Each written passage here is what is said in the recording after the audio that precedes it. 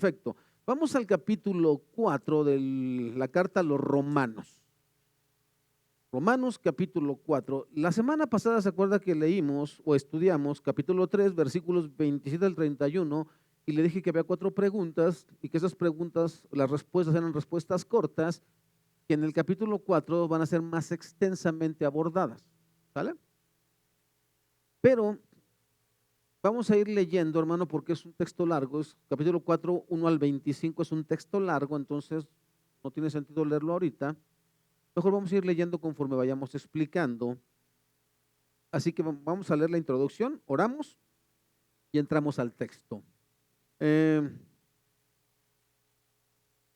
Esta extensión o esta explicación en Romanos 4 de lo que vendría siendo Romanos 3, 37 al 31, es necesario entender esto, hermano. Cuando hay ocasiones en que usted, por ejemplo, si fuéramos aquí afuera, hay algunas plantas y entonces podemos ver las plantas. Si hubiera un rosal, podríamos contemplarlo. ¿Se acuerda que había una que daba frutas de granada aquí afuera, que ya no está? Y entonces uno contemplaba y veía las granadas. Pero si fuéramos a la Marquesa, hermano, usted no podría detenerse en cada árbol. Eso es lo que va a pasar el día de hoy con el capítulo 4. No podemos ver cada aspecto. Y lo mismo pasa con Apocalipsis, hermano. Usted no se puede detener en cada detalle, sino en la idea general. ¿Sale?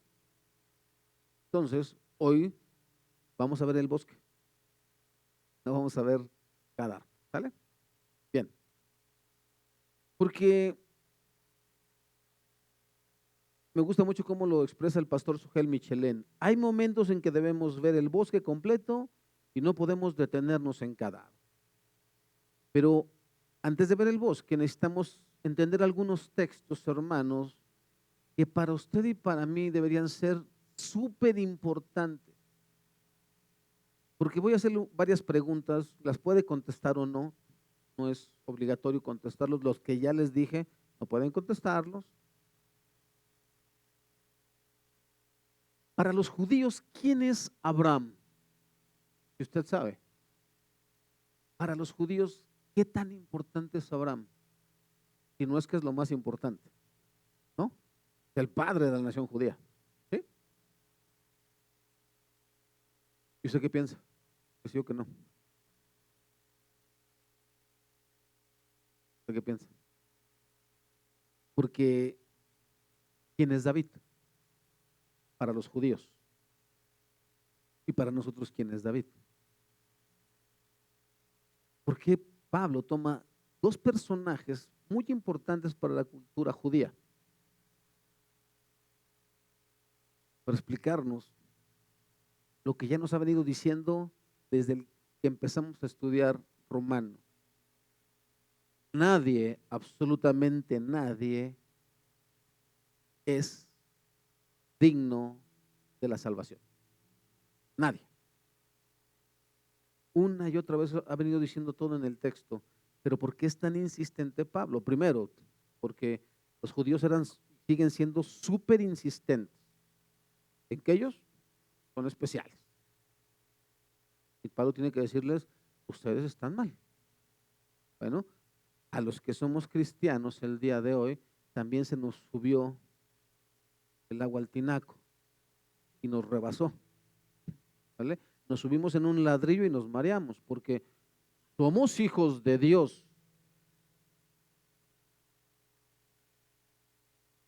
Sí, pero somos adoptados. ¿Vale? Esa parte se la quiero aclarar. Todo el que no confía en Cristo Jesús no es hijo de Dios. Eso que le quede bien claro, ¿eh? No cualquier persona. Todos somos creación de Dios. Toda la humanidad es creación de Dios.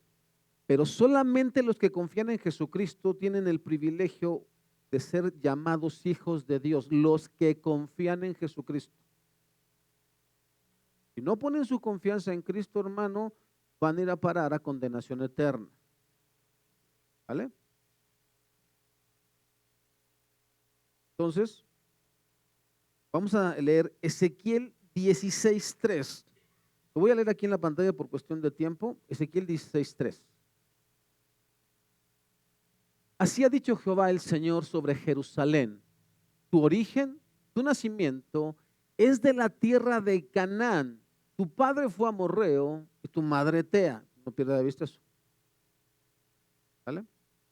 Y alguien podrá objetar porque nunca faltan los objetadores, pero ella está hablando de Jerusalén. Estamos hablando de una idea de un juicio sobre una nación. ¿Vale? Lea el capítulo completo. Génesis 12, 1 al 3. Génesis 12, 1 al 3. Pero Jehová había dicho a Abraham, vete de tu tierra y de tu parentela y de la casa de tu padre a la tierra que te mostraré. Y haré de ti una nación grande y te bendeciré y engrandeceré tu nombre y serás bendición. Bendeciré a los que te bendijeren y a los que te maldijeren maldeciré y serán benditas en ti todas las familias de la tierra. Pierda de vista eso. Y por último, Génesis 15, 6. Y creyó a Jehová y le fue contado por justicia. ¿Quién creyó a Jehová? Abraham. Y entonces se llama el padre de la fe. Los judíos dicen que es el padre de la nación judía. Pero vamos a ver, hermano, que no importa quién te creas tú ni quién me crea yo que somos, delante de Dios, hermano, no somos nada. Así que vamos a ver tres aspectos de la justificación o la salvación que Pablo evidencia a través del ejemplo de Abraham. Dios justifica al impío por medio de la fe sola, sin nuestras obras. Versículos 1 al 3. Segunda evidencia, la justificación no es por obras, sino por fe. Obra y gracia son excluyentes. Tú no puedes meter las obras y la gracia juntas, no hay forma. O es por obras o es por fe. No se pueden las dos cosas, ¿vale? Son excluyentes. Versículos 4 al 17a, la primera parte del versículo 17. Y evidencia número 3, la fe descansa en la confiabilidad de Dios en su palabra. Versículos 17b al 25. Incline su rostro un momento, vamos a orar. Dios, te damos gracias, Padre. Queremos ahora ponernos en tus preciosas manos, Señor. Y cuando hablamos, Señor, de ponernos en tus preciosas manos, es tu presencia, Señor, bajo tu abrigo, Señor, para que tu Santo Espíritu pueda hablar a nosotros, pueda hablar y podamos, Señor, comprender, mi Dios, cuán bienaventurados somos de tenerte a ti como Dios y a Cristo como nuestro Salvador y a tu Santo Espíritu como aquella persona que nos guía a toda verdad y a toda justicia. Te damos gracias en los méritos de Cristo. Amén. Justificación solo por la fe, Romanos 4, 1 al 3. La palabra de Dios en la versión NTV, que es la que usamos nosotros para estudiar, dice lo siguiente: humanamente hablando, Abraham fue el fundador de nuestra nación judía. Escuche que nos está diciendo que es Pablo, que había sido fariseo. ¿Qué descubrió él acerca de llegar a ser justo ante Dios? Que si sus buenas acciones le hubieran servido para que Dios lo aceptara, habría tenido de qué jactarse, pero esa no era la forma de actuar de Dios. Porque si Abraham fue justificado por las obras, tiene de qué gloriarse, pero no para con Dios. Pues las Escrituras nos dicen, Abraham le creyó a Dios y Dios lo consideró justo debido a su fe. Los judíos siguen insistiendo, la carta a la iglesia de Roma supone que eran más judíos que gentiles en la membresía de la iglesia, y entonces los judíos decían, no, nosotros somos el pueblo de Dios. A nosotros nos fue dada la ley, de nosotros proviene el Mesías, a nosotros se nos dio la circuncisión, nosotros tenemos una dieta especial e insistían. Y Pablo dice, momento, quiero hacerles una pequeña aclaración.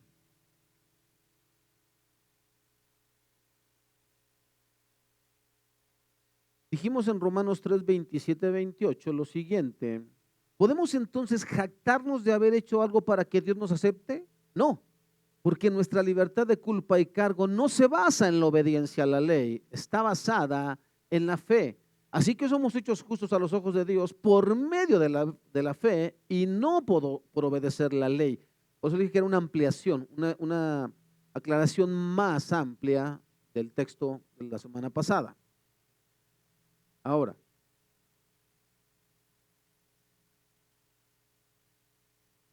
Pablo ha estado lidiando con el problema de los judíos que se creían justos y libres de la ira de Dios por el simple hecho de ser judíos y descendientes de Abraham. ¿Qué pensaban los judíos? ¿Cuál es la idiosincrasia del judío del tiempo de Pablo? Abraham vivió de manera perfecta delante de Dios y por eso fue salvo. Eso es lo que ellos pensaban. Ellos decían: Abraham está a las puertas del infierno. Por si algún judío despistado se va para ese camino, Abraham le dice: tú no puedes entrar aquí porque tú eres judío. A ese nivel era la idiosincrasia del judío de aquel tiempo. ¿Vale? Otros decían todavía más: Abraham se ganó su salvación por cómo vivió. Ese era el pensamiento del judío, hermano.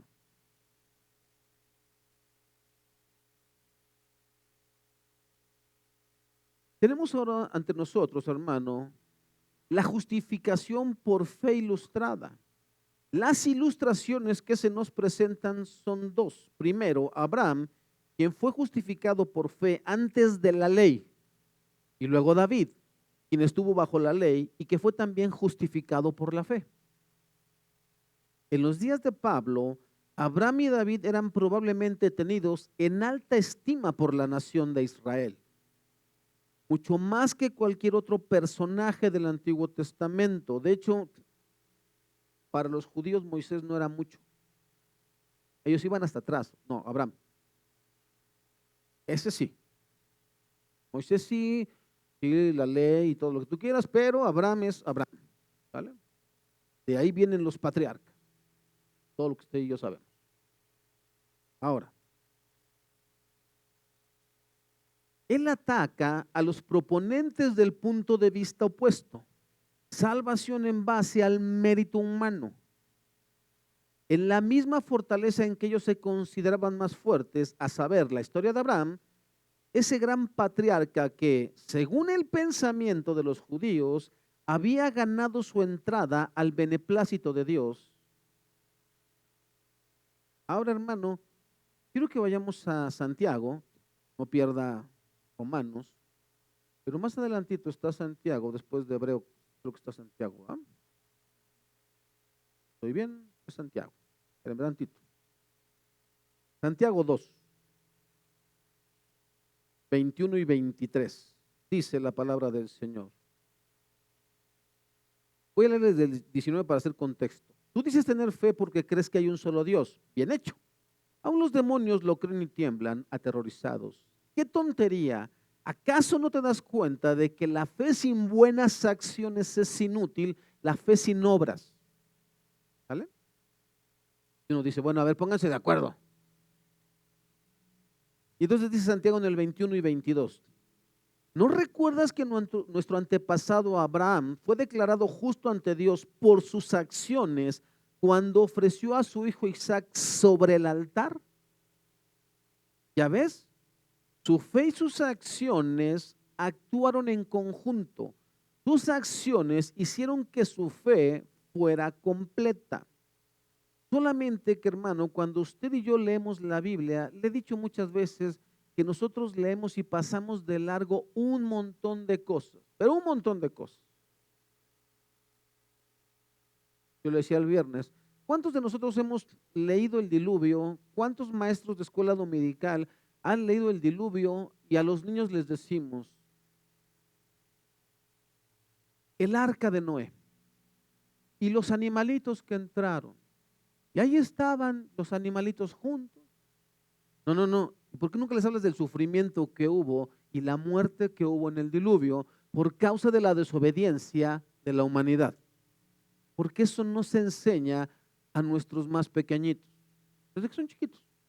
Por la misma razón, hermano, que hay padres mentirosos que le siguen diciendo a sus hijos Santa Claus y los Reyes Magos, sabiendo que eso es una vil mentira diabólica. Pues sí, la iglesia de Dios lo toma como algo gracioso. Ay, es una mentira blanca, pastor. Usted está más negro del corazón que otra cosa y va para el infierno por mentiroso, ¿no sabía eso? Dice la palabra del Señor que los mentirosos no qué. Nosotros decimos, una mentira blanca, no hermano, mentira es mentira, no es por colores, ¿eh? Si no circula, ¿qué le pasa? No, hermano, a nuestros niños hay que hablarles no solamente del arca de Noé, hay que hablarles del sufrimiento que esa gente tuvo que pasar por causa de su desobediencia. Porque les estamos entonces hablando de un Dios de manera incompleta. Dios de puro amor. ¿Y el juicio dónde? Cuando tengan 15 años. Desde pequeñitos. Y eso te corresponde a ti y a mí como padres, ¿eh? No es bronca de los hermanos ahí en la iglesia, no. Es tu responsabilidad. Hablarles a los niños con la verdad. La palabra de Dios es verdadera. Es el problema. Entonces, hermano, cuando Santiago está hablando de obras, no está hablando de obras de la ley. Eso es lo que tú y yo no hemos notado en el texto. Dios le dice a Abraham, dame a tu hijo, a tu único, sacrifícamelo. Y él dice, está bien, Señor. Pero aún no había ley. Y Dios estaba probando el corazón de Abraham. Tan es así, hermano, que cuando él levanta el cuchillo, como lo relata el texto bíblico, dice, detén tu mano. A través de un ángel. Detén tu mano. No le hagas daño al muchacho, porque ahora sabemos que temes a Dios. Dios no iba a permitir una barbaridad. Él no pide sacrificios humanos de esa manera, hermano. No se confunda. ¿Vale? Él es soberano. ¿Por qué Dios no detuvo a Caín? Él es todopoderoso. Porque él sabía lo que iba a hacer Abel. Perdón, Caín. ¿Por qué no lo detuvo cuando iba a matar a Abel?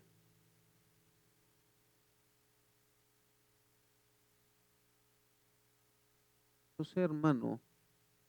Solo sé que Él es Dios. ¿Por qué no impidió que un joven que lo quería servir con todo su corazón? No lo sé, hermano.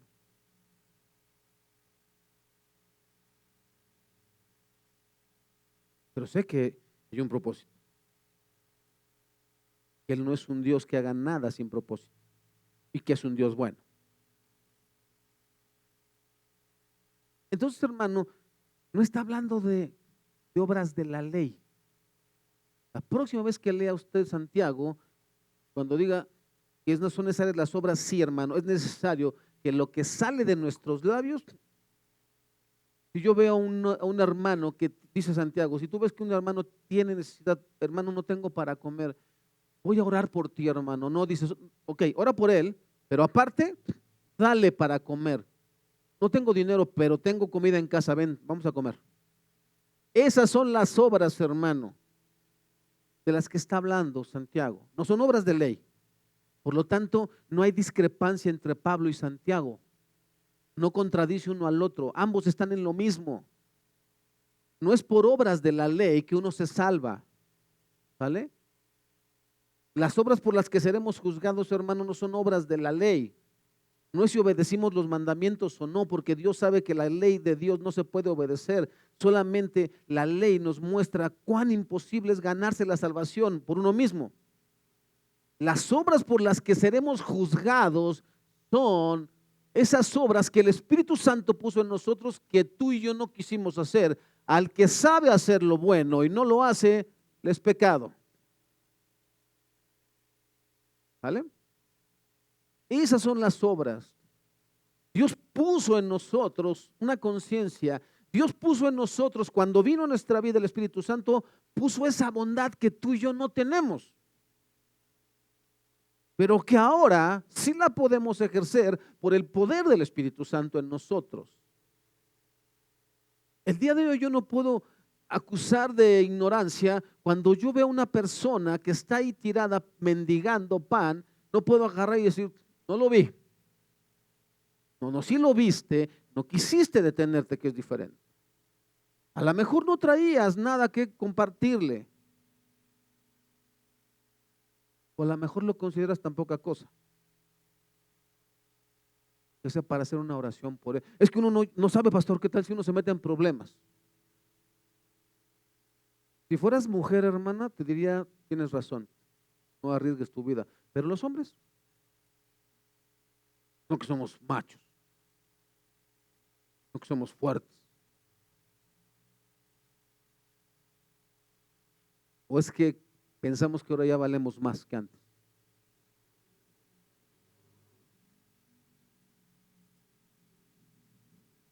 Acuérdese, hermano, cuando uno tiene comunión con Dios, Dios te dice quién sí, quién no. Él te dice dónde meterte y dónde no meterte. ¿Vale? Pero ahora mire,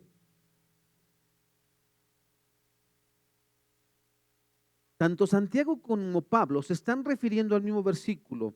Abraham creyó a Dios y le fue contado por justicia. El comentarista, hermano, que yo estoy usando dos comentarios para el estudio de Romanos, uno de ellos dice lo siguiente: cuánto deseo que las personas que se dicen evangélicas creyeran en realidad en la palabra de Dios y que ella es la palabra de Dios. Dice el comentarista, yo quisiera que todos los que estamos aquí sentados creyéramos lo que este libro dice y que este libro es la palabra de Dios. Eso es lo que está diciendo. Que es Dios el que está hablando y no el hombre. Por eso, hermano, es tan importante que los que fuimos llamados a predicar la palabra de Dios seamos serios y estudiosos de la palabra, porque si no solamente vamos a estar diciendo un montón de burradas aquí. Hay pastores que dicen que los 144,000 del Apocalipsis son judíos, son puros judíos, porque según ellos son las 12 tribus de Israel. Hermano, te lo dije bien claro. El lenguaje de Apocalipsis es lenguaje apocalíptico y es simbólico. Mucho es simbolismo. Los números en Apocalipsis, cuando habla de miles, hermano, habla de multitudes, no son literales 144,000. Tienes que entender 12 patriarcas o 12 tribus y 12 apóstoles. Y eso es el total de los creyentes, tanto judíos como gentiles. 144,000 no son 144,000 literales. Por el amor de Dios, no sé en qué cuento leíste eso. Si tú eres de esos pastores que informas eso, instrúyete más, de verdad, instrúyete más. No seas orgulloso. Acepta que no sabes. No mientas. Imagínate, hermano, que yo te dijera, los que estamos aquí, no se preocupen, porque nosotros nos vamos con el Señor. Te tengo un grave anuncio, hermano. ¿Quién eres tú para asegurar eso? ¿Acaso tú eres Dios que miras los corazones? Yo no sé lo que usted está haciendo cuando yo no lo veo y usted no sabe lo que yo hago cuando usted no me ve. ¿Sobre qué basas tu seguridad?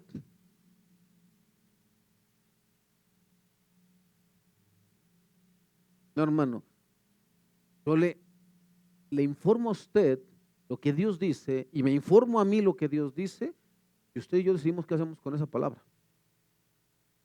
Pero asegurar que solamente estos nos vamos a salvar y todos los demás no. Wow. Qué arrogancia, hermano. Qué arrogancia. Esos 144,000, si usted lee bien capítulos donde venga 144,000, se va a dar cuenta cuando vimos el capítulo 5 y 6 y 4, miriadas de ángeles. ¿Sabe cuánta gente ha muerto en Cristo desde que el mundo es mundo? 144,000 judíos. ¿En qué basa eso? Que Apocalipsis dice, cuando Cristo viene se acaba todo.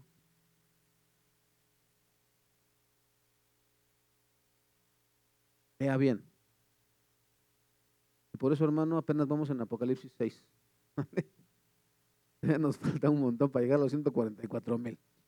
Ahora, hermano, estábamos aquí en Santiago y Pablo, y dijimos, hermano, que el comentarista dice, ojalá que nosotros creyéramos que esta en verdad es la palabra de Dios, que lo que dice es verdad y que es Dios hablando a través de un hombre que lo único que tiene que hacer es decir lo que dice el texto y no andar inventando cosas. ¿Vale? Y que si no sabe, acepte que no sabe. Y no entretenga al pueblo de Dios. Mire.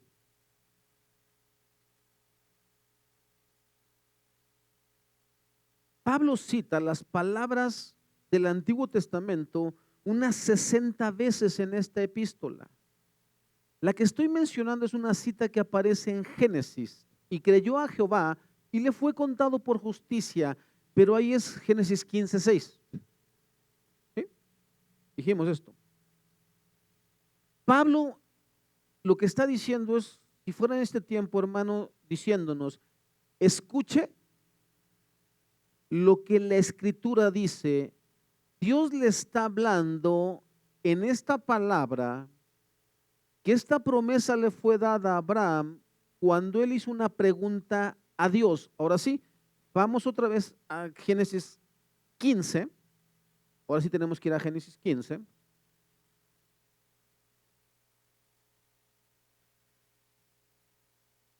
Faltan dos y ya. Y vamos a los versículos, desde el 1.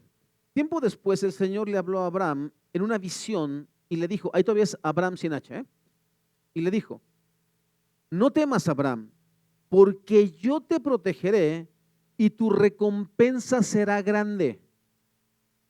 Abraham le responde con una pregunta. Oh Señor soberano, ¿de qué sirven todas tus bendiciones si ni siquiera tengo un hijo?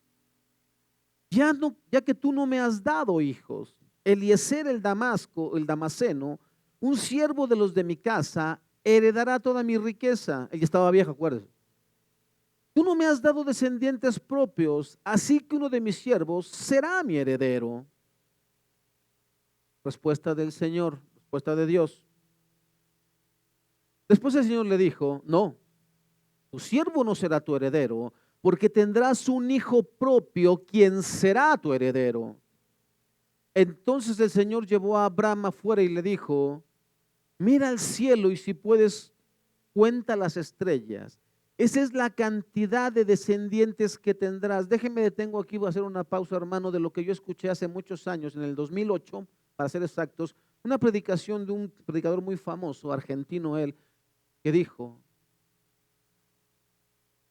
no puedes ver las promesas de Dios porque ya había en la tienda, pura lona.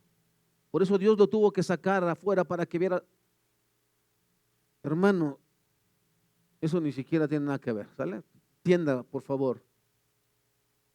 Es Dios quien está prometiendo que un hijo, no estrellas, un hijo, no sueños, un hijo, no prosperidad, un hijo, no sanidad, un hijo a un hombre que era viejo ya de por sí y su mujer era igual de vieja que él. Para este momento, hermano, todavía van a pasar 14 años más y ya estaba viejo. Ahora imagínense 14 años más. Pero él le promete un hijo Mira al cielo y si puedes cuenta las estrellas. Esa es la cantidad de descendientes que tendrás. Y Abraham creyó al Señor y el Señor lo consideró justo debido a su fe. La promesa es un hijo. Y uno se queda ahí, pero yo le leí un texto antes, ¿vale? Vamos para allá. Ya ve que es bien interesante la palabra de Dios, hermano, cuando se la lee con entendimiento y no andar inventando cuentitos.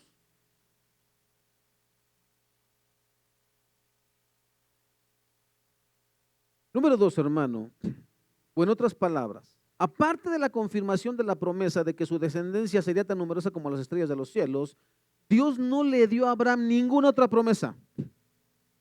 En otras palabras, Abraham simplemente creyó a Dios. Él tomó la palabra o la pura palabra de Dios literalmente y confió en esa promesa. Yo te voy a dar un hijo, y dijo Abraham, sí, él me lo va a dar. Y no se soltó de esa promesa. Pero fue la única promesa que Dios le dio, hermano, no le dio otra.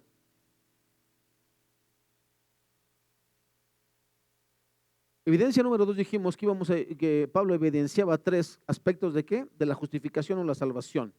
La justificación no es por obra, sino por fe. Versículos 4, 17a hasta el 17a. Entonces, vamos al versículo 4.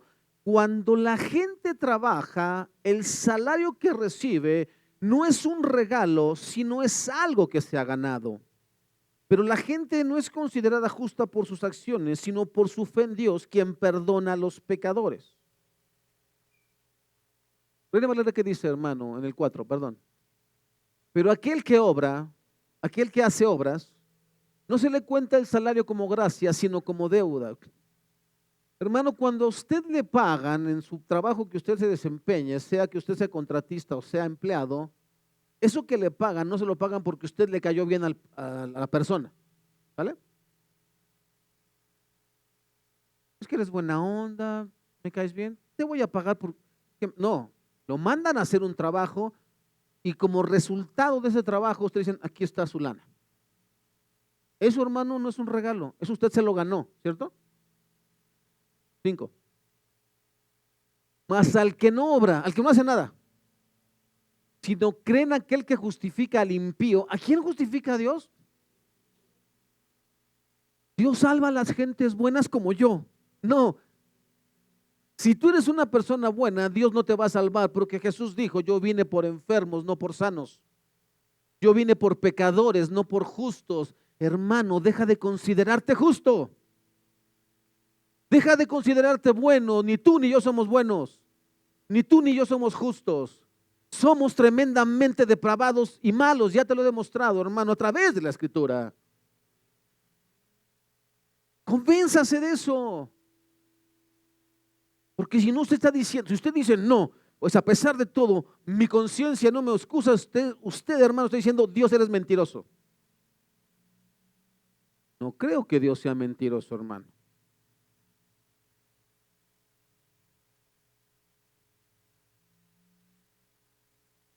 David también habló de lo mismo cuando describió la felicidad de los que son declarados justos sin hacer esfuerzos para lograrlo. Aquí es cuando aparece David, que él sí estaba bajo la ley.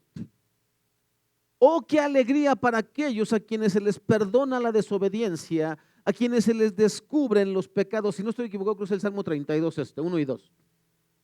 Sí, qué alegría para aquellos a quienes el Señor les borró el pecado de su cuenta. David tiene dos salmos que expresan esto, Salmo 32 y Salmo 51. Después de que él hizo algo de lo más horrible, hermano, tomó una mujer ajena, la embarazó y quiso cubrir su falta trayendo al marido para que durmiera con su mujer. Y como no lo pudo lograr porque ese sí era un hombre íntegro, lo mandó matar y puso en sus manos la carta para el general que lo iba a matar y no le importó. Y Dios dice de David, un hombre conforme a mi corazón. ¡Wow! Yo no diría, Dios no puede ser. Porque se nos olvida, hermano, que usted y yo somos exactamente igualitos. Si pudiéramos matar a la gente que nos cae mal, ya la hubiéramos matado. Claro que sí. Si nos pudiéramos quedar con lo que no es nuestro, por supuesto que lo haríamos. Claro que sí.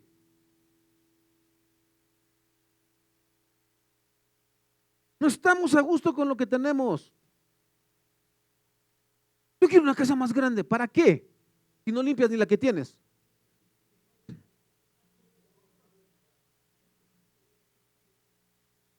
Yo quiero mejor ropa. ¿Para qué? De todos modos, aunque la changa se vista de seda, changa se queda.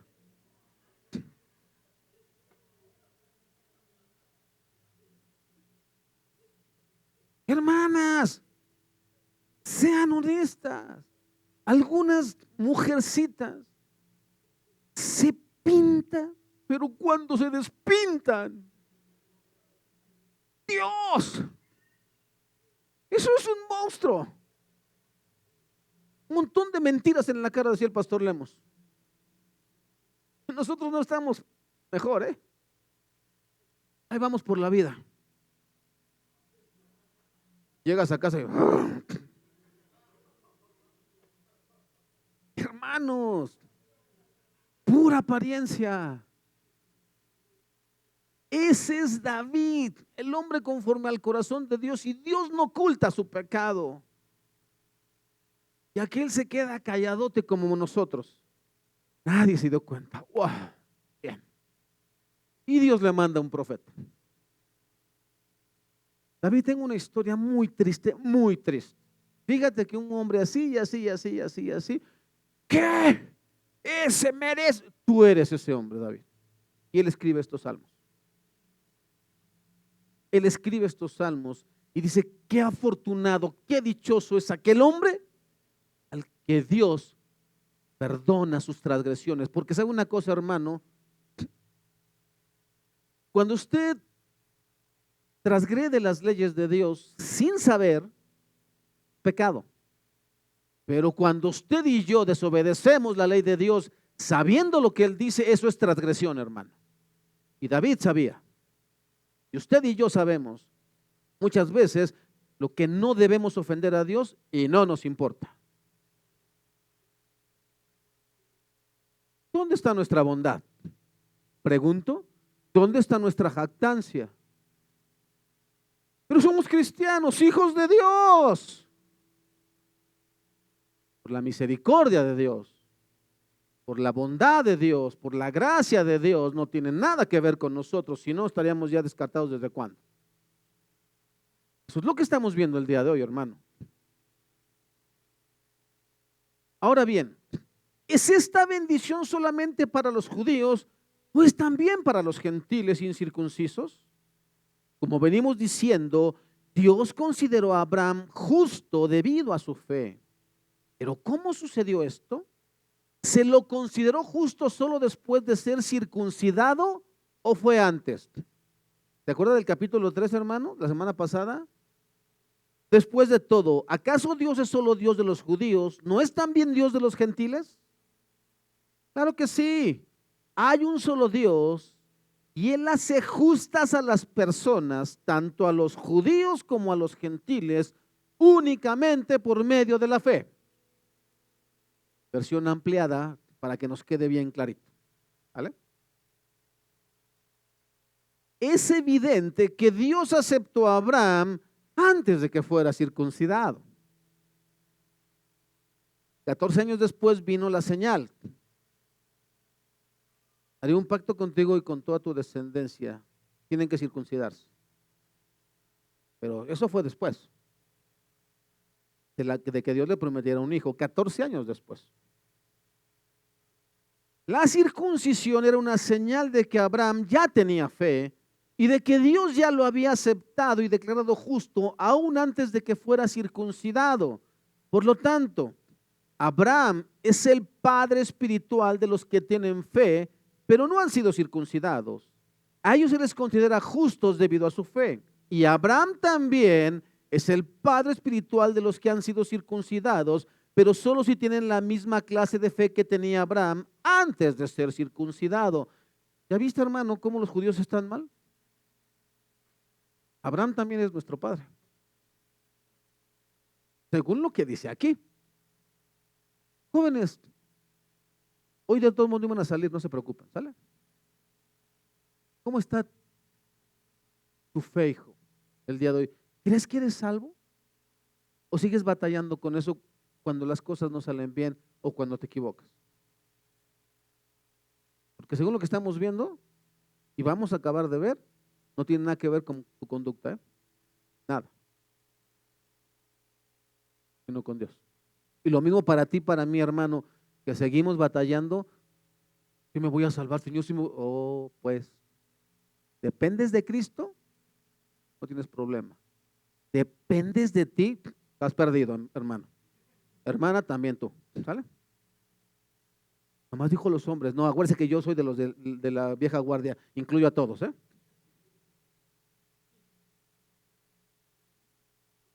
Y vamos acá. Obviamente, la promesa que Dios hizo de dar toda la tierra a Abraham y a sus descendientes no se basaba en la obediencia de Abraham a la ley, sino en una relación correcta con Dios, la cual viene por la fe. Si la promesa de Dios es solo para los que obedecen la ley, entonces la fe no hace falta y la promesa no tiene ningún sentido. Y tú y yo estaríamos perdidos. Nunca fuimos de la ley. Pues la ley siempre trae castigo para los que tratan de obedecerla. Aquel que quebrante uno solo de todos los mandamientos de la ley se hace transgresor de toda la ley. Imposible salvarse. La ley, dice Pablo, solamente era nuestro ayo, era nuestro tutor, nuestro cuidador para llevarnos a Cristo y darnos cuenta que nunca seremos salvos por guardar la ley de Dios. No se puede.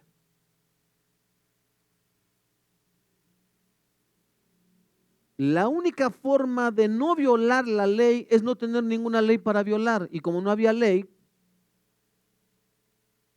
así que la promesa se recibe por medio de la fe. Es un regalo inmerecido. Y vivamos o no de acuerdo con la ley de Moisés, todos estamos seguros de recibir esta promesa si tenemos una fe como la de Abraham. Ahorita vamos a ver cómo es la fe de Abraham. Porque ahí es donde dijeran los expertos, la puerca tuerce el rabo, ¿no? ¿Quién es el padre de todos los que creen? Y versículo 17a. A eso se refieren las escrituras cuando citan lo que Dios dijo, le dijo, te hice padre de muchas naciones. Ahora sí, hermano, una vez más, vamos al Génesis 12.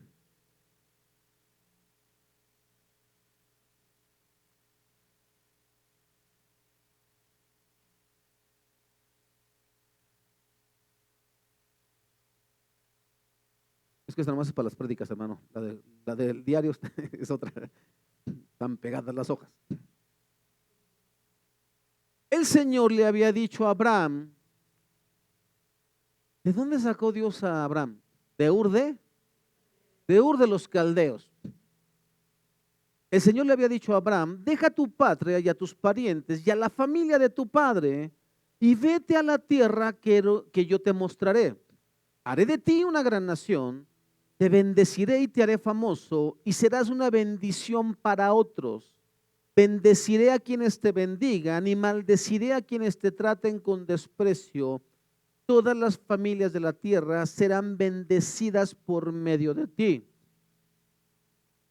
Entonces los judíos estaban mal en su cronología porque ellos decían, Abraham es el padre de los judíos. Sí, mi amigo judío, pero se te olvida que cuando Dios llamó a Abraham, él no era judío. Él era un gentil. Igual que tú y yo, que no éramos cristianos, éramos unos parias. Lo que éramos tú y yo. ¿Orgullo de qué? ¿Jactancia de qué? Es que ahora soy ministro de Dios. ¿En serio? No se te nota mucho.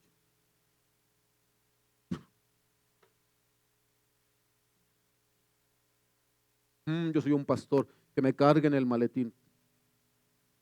El Señor Jesús no pedía esas tonterías. Mm, Frijoles, yo como carne. El Señor Jesús no hacía eso. ¿De dónde eres tú, ministro de Dios? Tú eres un orgulloso que debías arrepentirte, que deberías hacer. No era judío. Y por eso Ezequiel dice, tu padre fue un amorreo, tu madre fue una hitita. No, momento, se equivocó, pastor. Ahora sí se equivocó. Porque era caldeo. Oh, que no entiendes tú que en la Biblia el lenguaje es...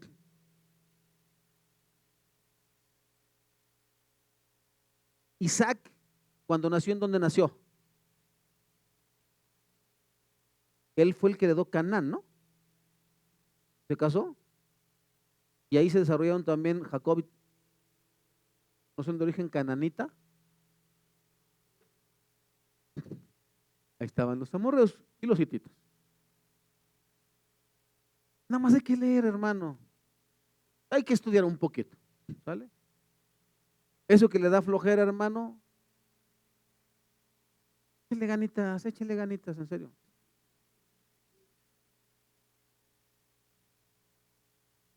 Tenían mal su concepto los judíos, hermano. Estaban completamente fuera de lugar. Y Pablo, imagínese el golpe para Pablo cuando Jesús le dice, ¿por qué me persigues? ¿Quién eres, Señor? Yo soy Jesús al que tú persigues. Dura cosa te es dar cosas contra el aguijón.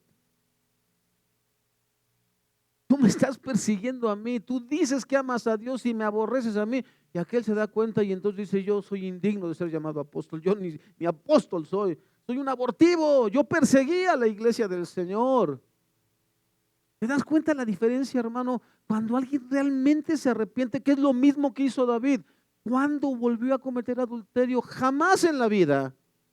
Pero, hermano, se te olvida algo. Dios le dijo a David, tú lo hiciste en lo secreto, yo lo voy a hacer en público, voy a exhibirte. Y la espada nunca se va a apartar de tu casa. Pastor, ¿por qué me sigue yendo tan mal? No te metiste con cualquier persona. Tú ofendimos, tú y yo ofendimos a Dios. Y Dios no deja sin castigo. ¿Qué pensabas? Tengo un papi alcahuete que me va a perdonar. No. Es un padre amoroso que perdona. Sí. Un padre, no escuchaste el viernes, ¿verdad? Vuelve a escuchar la predicación del viernes, hermano. En la cruz había dos ladrones. Uno de ellos se arrepintió a causa del dolor que producía esa crucifixión. El otro se endureció. El que se arrepintió alcanzó salvación. Señor, acuérdate de mí hoy mismo. Sin bautizar, sin nada. Eso no significa, jóvenes, que el que no se ha bautizado tiene que bautizarse, ¿eh? Porque ya estás escuchando. Si amas a Dios, lo vas a obedecer. Es un acto de obediencia. Es un acto que te dice, perteneces a la familia de Cristo. Es bien importante. No te salva, pero te hace obediente a Dios. El sufrimiento que tú y yo vamos a pasar en esta tierra, hermano, es con el propósito de que tú y yo nos arrepintamos, de que no sigamos nuestra loca carrera hacia el infierno.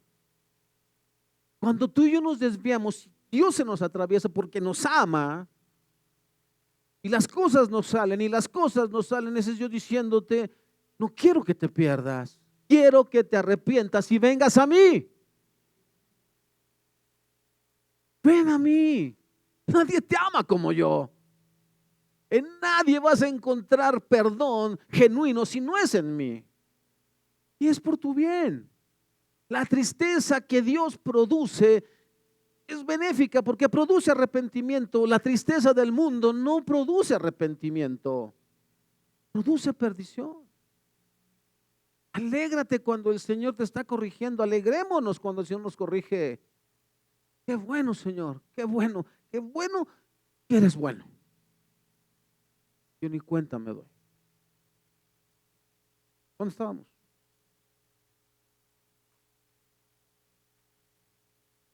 Y entonces, hermano,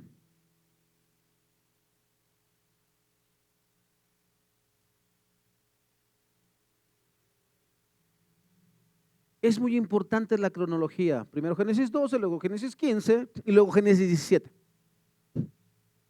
Vamos a Génesis 17. Por si no leyó esta semana, ya está leyendo. Es una broma solamente.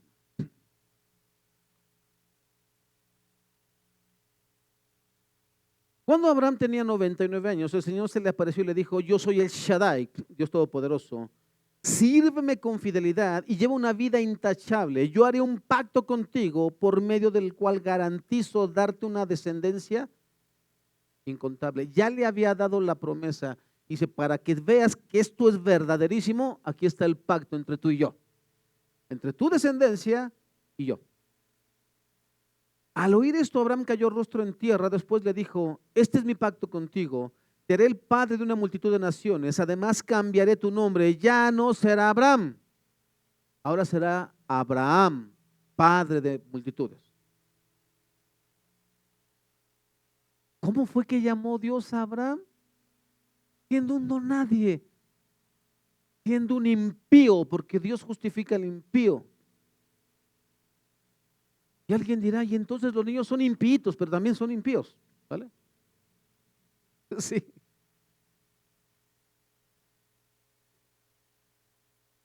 Ya no será Abraham, sino te llamarás Abraham, porque serás padre de muchas naciones.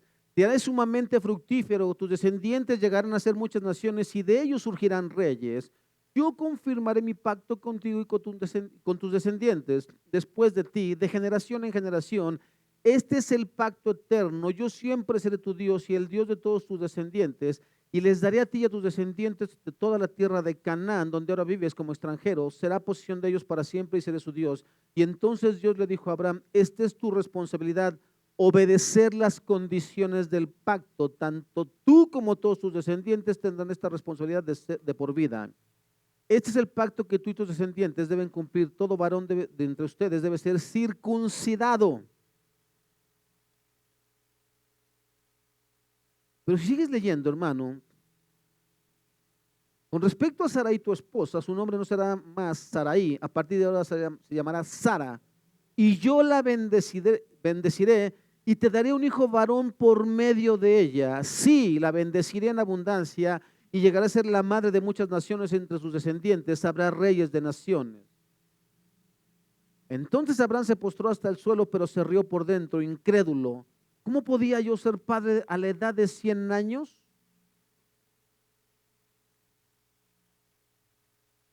¿Cómo somos tú y yo, hermano, cuando no vemos que las cosas cambian? Cuando algo sigue y tú y yo. No que sí, Señor. ¿Hasta cuándo? ¿Te acuerdas de la pregunta de Apocalipsis? Están bajo el trono. ¿Hasta cuándo, Señor, vas a vengar nuestra sangre? Le dije que no era un grito de venganza, ¿eh? Todavía un tiempo más. Y tú y yo, hermano. Berrinche hacemos abajo, ¿no? Cuando el Señor dice, cálmate. Entonces, hermano, esa es la cronología, ¿sale? Ya vimos, hermano, lo que es lo que hizo David. Y cómo Dios lo perdona, aunque transgredió la ley, porque dijimos que él sí tenía conocimiento, hermano.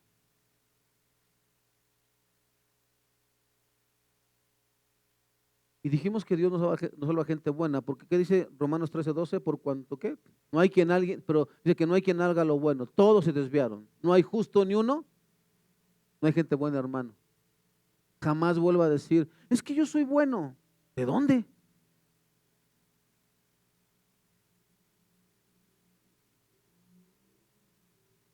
Por medio de la fe se honra a Dios y se asegura la justicia para el hombre. Dice que Dios le apuntó justicia en la cuenta de Abraham. ¿Qué fue lo que se nos imputó a ti y a mí para ser salvos? ¿La justicia de quién? De Cristo. Nosotros creemos en Cristo, Dice que a través de su muerte en la cruz y su resurrección, si creemos que eso es verdad, tú y yo somos salvos. Pero ¿qué hicimos tú y yo para merecer eso? Si merecíamos otra cosa. Eso, hermano, es lo que en términos contables sucede cuando alguien te dice, yo te presto, yo quiero darte o prestarte dinero. Ese dinero no es tuyo, hermano. Ese dinero te lo abonan a tu cuenta, pero tú no hiciste nada por él.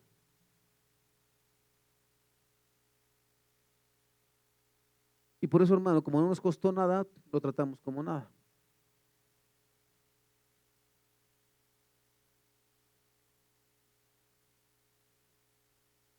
Así que entonces ya explicamos esto.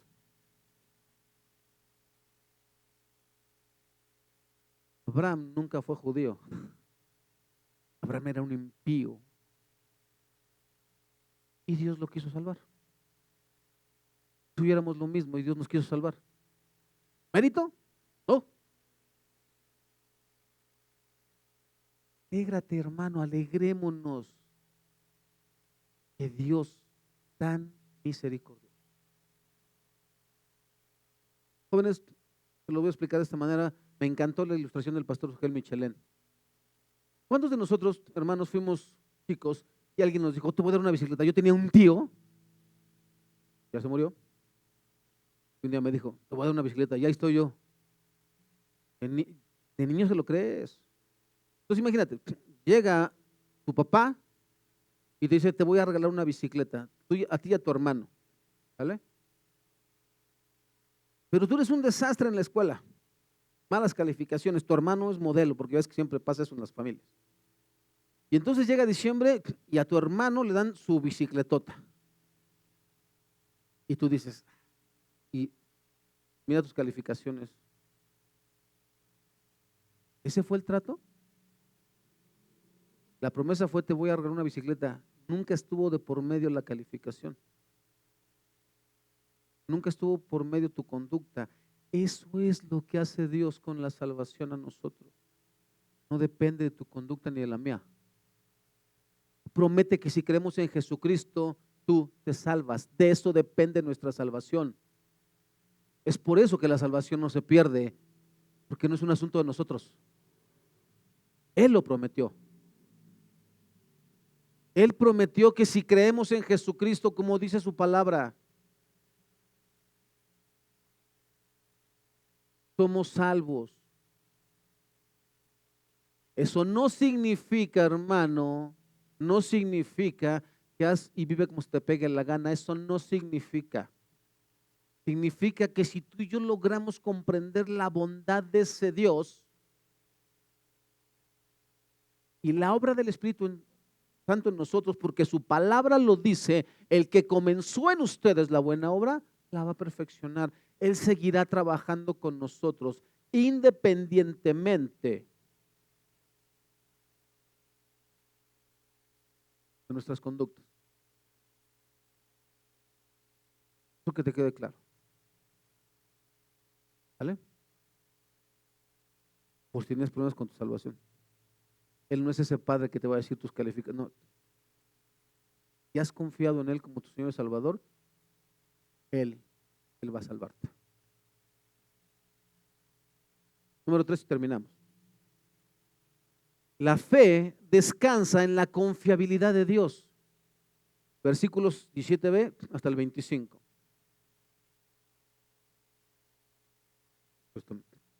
Quedé en Génesis, perdón. Ok. Decía el 17, a eso se refiere las escrituras cuando citan lo que Dios le dijo, te hice padre de muchas naciones. Versículo 17, parte B. Eso sucedió porque Abraham creyó en el Dios que da vida a los muertos y crea cosas nuevas de la nada. Y quiero tenerme aquí rápidamente, hermano, para que explicarte y ya después explico todo lo demás. Escucha, primero, Dios justificó a Abraham porque cuando le dijo, sal de tu tierra y de tu parentela, sal de Ur de los Caldeos, Él lo hizo. Ya desde ahí podemos ver que la obediencia y la fe. No lo dice el texto, hermano, pero se implica o se infiere en el texto que lo que le está diciendo es, tú hasta el día de hoy, Abraham, has creído en estos ídolos, en esto que tus padres te enseñaron aquí en la tierra de Ur, pero yo soy el Dios verdadero, soy el único Dios que hizo los cielos y la tierra, y yo te digo a ti, sal de aquí, confía en mí y yo te voy a engrandecer. Y él salió. Y después le da una promesa, hermano.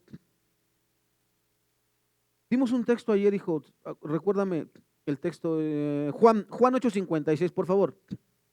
8:56, Juan 8:56. Abraham vuestro padre se gozó de que había de ver mi día y lo vio y se gozó. Esas son palabras de Jesucristo. ¿Qué significa esto, hermano? Abraham vuestro padre se gozó de que había de ver mi día y lo vio y se gozó. A los que ya les dije no pueden decir. ¿Sale? ¿Qué significa eso, hermano? Ni siquiera lo hemos entendido como yo tampoco lo había entendido. No soy mejor que tú. Lo que pasa es que yo ya estudié. Dios le dice, te voy a dar un hijo, pero Abraham sabía que era ¿qué? Viejo. ¿Y cómo era Sara? Aparte de vieja, ¿era qué? Estéril. Su vientre estaba muerto. Sus ovarios no tenían vida. Y entonces Abraham creyó que Jesucristo iba a resucitar.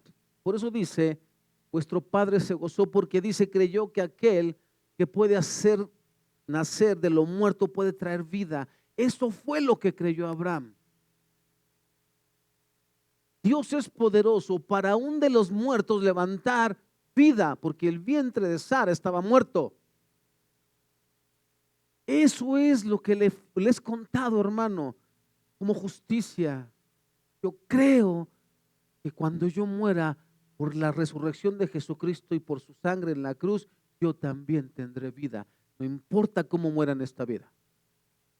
No importa si es como mártir. No importa si es en un accidente. No importa si es... No importa. Ese que levantó a Jesús, ese poder me va a levantar a mí.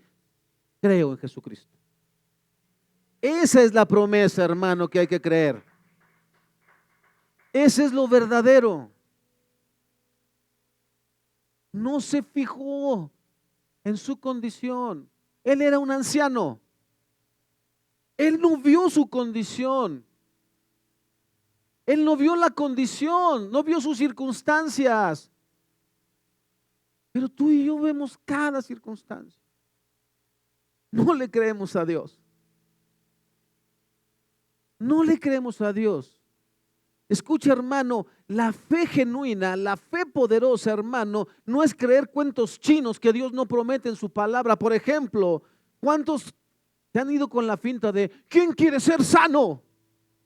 A esos atracadores, ladrones, bandidos que solamente sacan dinero. ¿Quién quiere ser sano?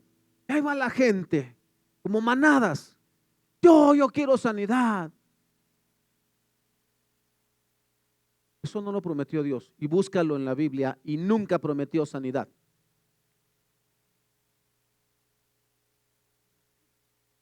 Él prometió que enfermo o sano, Él te va a salvar. Eso es lo que Él promete. Nunca leas mal, nunca interpretes mal la Biblia. Ahí va la gente creyendo, es que Dios dice que si yo le pido una casa, eso no lo prometió Dios. No, sí dice aquí que Pedro le dijo, ¿y nosotros qué recibiremos? Bueno, los que dejaron casa y todo, aquí tendrán 100 más. Pero nunca entendieron nada, hermano, porque no entendemos lo que no queremos. Mire, 1, 2, 3, 4, 5, 6, 7, 8, 9, 10, por lo menos tengo aquí como 14 casas, porque si entendí bien, hermano, usted y yo somos hermanos, tu casa es mi casa, así como la mía es suya. Eso fue lo que dijo Jesús. Eso fue léalo. Léalo, hermano, por el amor. Abra el entendimiento. El que haya dejado eso, donde quiera que vaya y se encuentre un cristiano, tiene una casa. Nunca dijo que sería tuya, dijo que es para descansar. Dijo que tendrías comida porque ahí te van a sostener. Pero no seas baquetón, no es para toda tu vida. No. Aquí le traigo a mi hijo para que me lo sostenga y me lo regrese cuando tenga 30. No, me lo sostiene por un día, por 2, 3 máximo y sígale su camino. Vaya a robar a otro, ¿no? ¿Sí me explico, hermano? Eso es lo que dijo el Señor Jesús. Pero esas mentiras que nos contaron, tú pide un coche y no. Si no trabajas, nunca tendrás un coche. Ve a la agencia y dile, Dios me dijo. Si no le cae con el enganche y con lo demás, no, aquí no hay coche. Pues sí, hermano. Lea la Biblia. Dios no prometió nada de eso. Dios sí cumple lo que promete y Él prometió salvación por fe. Eso sí está prometido y eso es garantía del Señor. Pero hasta ahí. Pero Abraham le dijo que, Abraham, no a ti y a mí. Te digo, hermano, no sabemos leer. Aun cuando no había motivos para tener esperanza, Abraham siguió teniendo esperanza porque había creído en que llegaría a ser el padre de muchas naciones, pues Dios se lo había dicho. Esa es la cantidad de descendientes que tendrás. Y la fe de Abraham no se debilitó a pesar de que él reconocía que por tener unos 100 años de edad, su cuerpo ya estaba muy anciano para tener hijos, igual que el vientre de Sara. ¿Se da cuenta? Eso es lo que dice el texto. Yo no le estoy diciendo nada que el texto no diga. Abraham siempre creyó la promesa de Dios sin vacilar. De hecho, su fe se fortaleció aún más y así le dio gloria a Dios. Te explico, esto lo dijo el pastor Sugel Michelén, esto no lo dije yo. Te dije, hermano, que yo aprendo de otros. Yo sería un mentiroso si dijera esto lo aprendí yo. No, yo aprendo de otros que saben mucho más que yo. ¿Vale?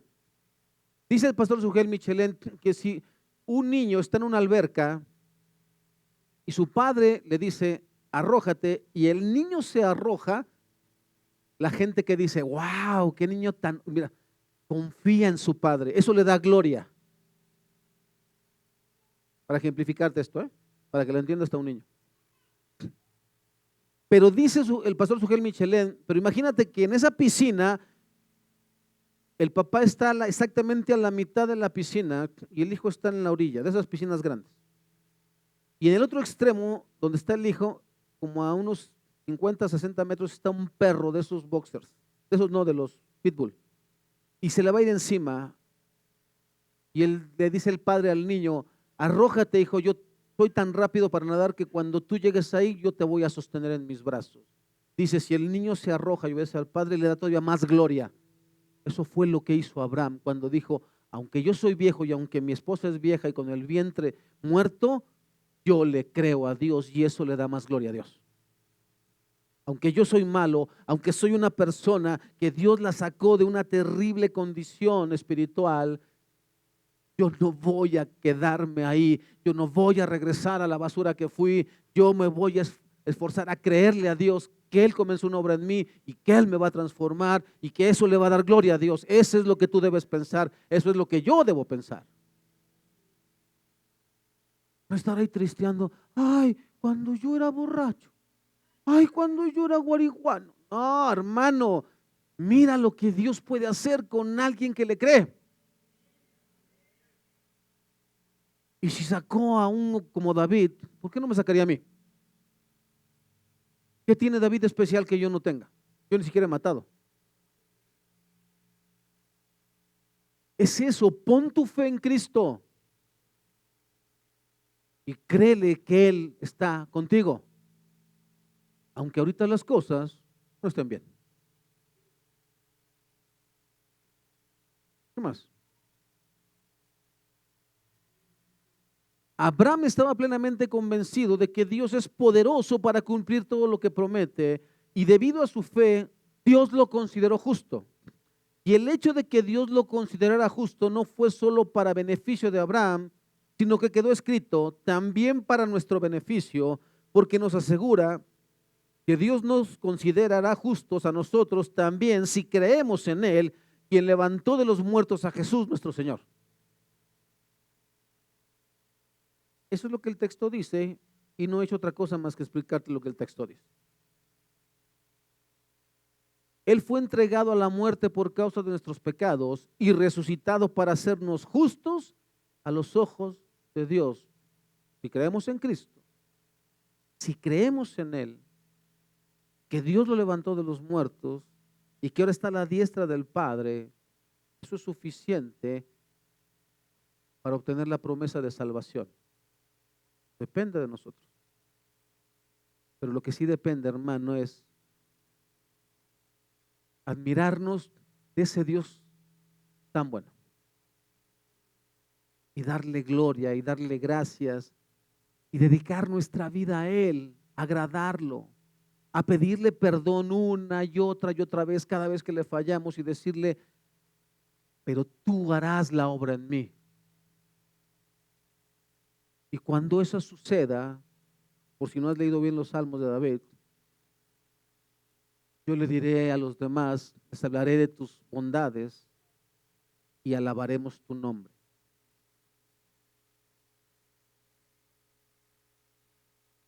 Yo voy a hablarles a los demás de lo que hiciste en mi vida. Y los demás sabrán que tú eres Dios. Pásenle, chicos, de la alabanza. Vamos a entonar este último canto, hermano.